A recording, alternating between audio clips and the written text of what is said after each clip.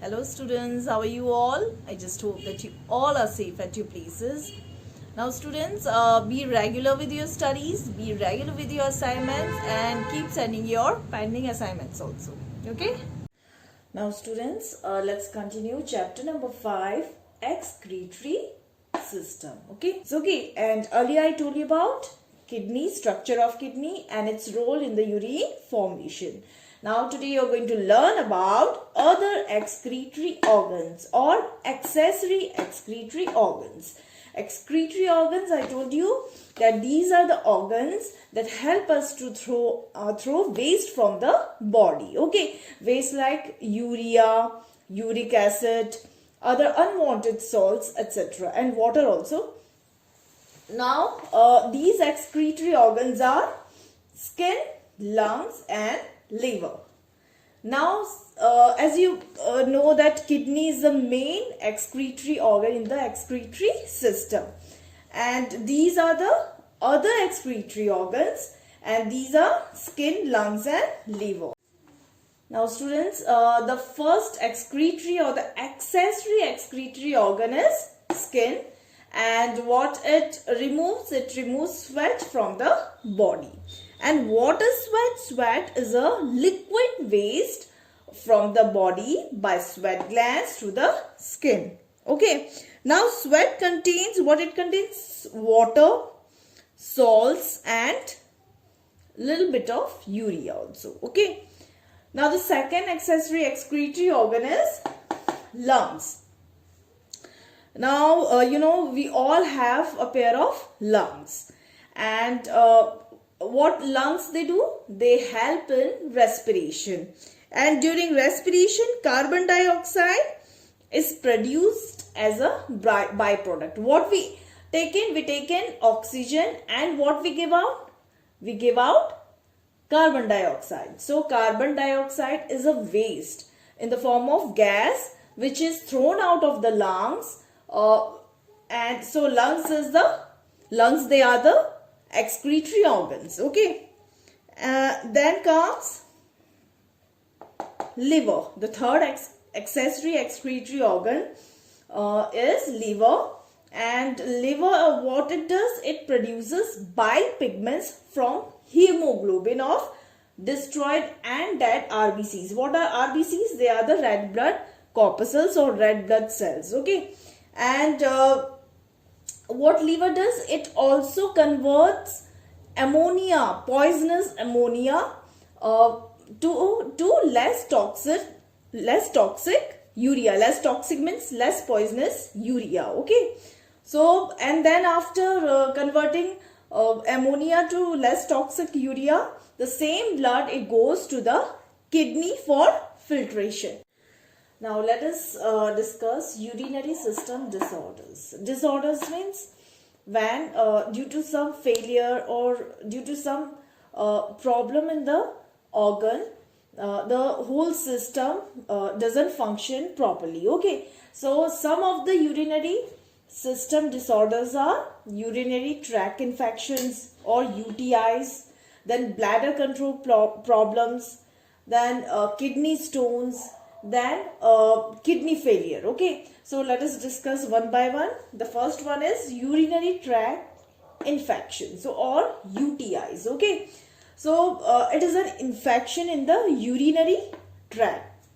Okay, and it is actually caused by bacteria such as E. coli. E. coli you must have heard, because it is also present in digestive tract. Okay, so sometimes what happens? These bacteria they make their way to the urinary tract, or sometimes they are passed to the urinary tract, and then there in the urinary tract they multiply their number and they causes this type of infection. Okay, now in this type of condition the patient feels to have, or they have a frequent urge to urinate. Okay, so it can be treated by antibiotics and drinking lots of water and keeping hygiene.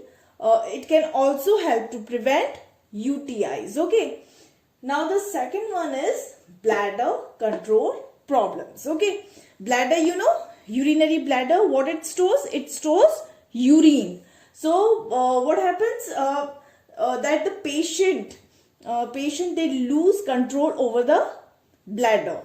That means the patient, there is leakage of urine without knowing it or without any urge. Okay. Or we can say there is loss of bladder control. Now it can be treated by training, then exercises, then medications, and then surgery also. Okay.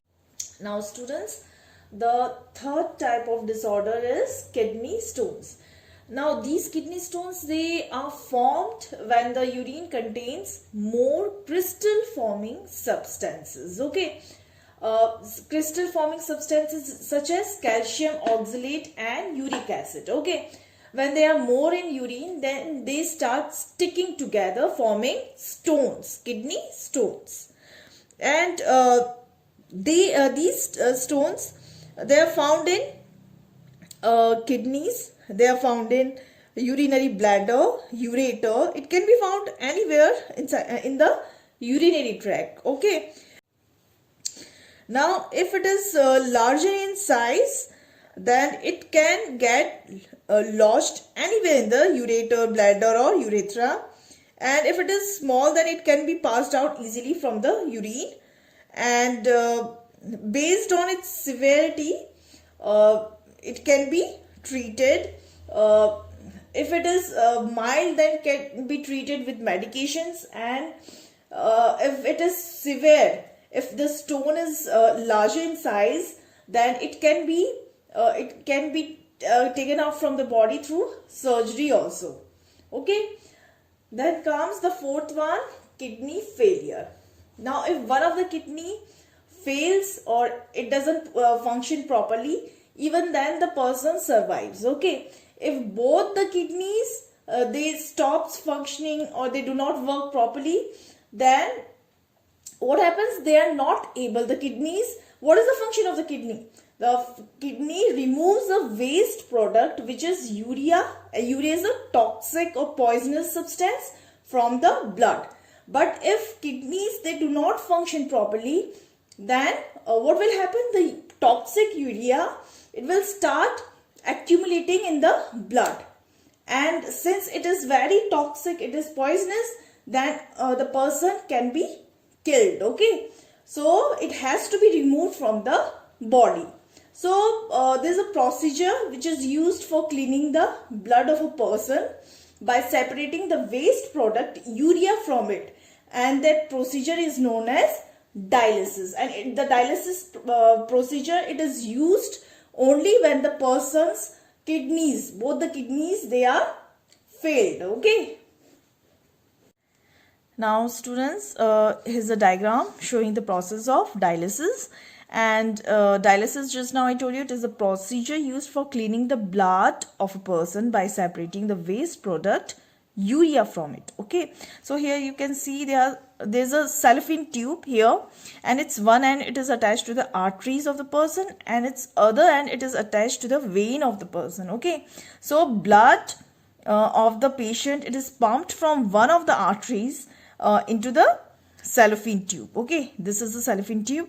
Now the blood goes from the cellophane tube and passes the blood pump, then it goes to the filters here. Okay, also known as dialysis, artificial kidney. Now this artificial kidney or this kidney machine, what it does, it filters or it removes the urea and other unwanted salts from the blood. Okay, and then the purified blood, it passes into the veins of the patient here. Okay, so this is how dialysis work. Now the other treatment for the kidney failure is kidney transplant. Okay, and what happens in kidney transplant? The damaged kidney, it is removed, and a matching kidney donated by a healthy person is transplanted in its place by performing a surgical operations. Okay, So this is all about the urinary system disorders and how it is treated.